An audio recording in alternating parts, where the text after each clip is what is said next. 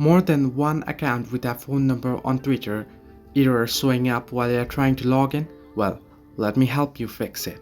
Hello everybody, welcome back to the channel. Today I'll guide you on how you can fix we found more than one account with that phone number. Please try again with username or email error popping up on your screen while you're trying to log into your account.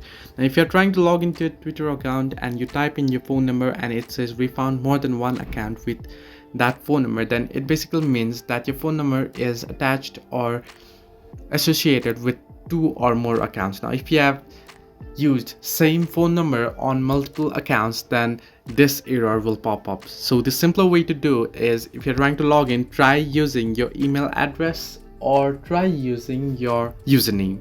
Now if you don't know your username or email, what you can do is tap on forgot password here and search in through your number here, and you'll get list of accounts that your number is associated with, and then you can choose the one that you want to log in, and you can either enter your password or you can either log in through by resetting your password through here.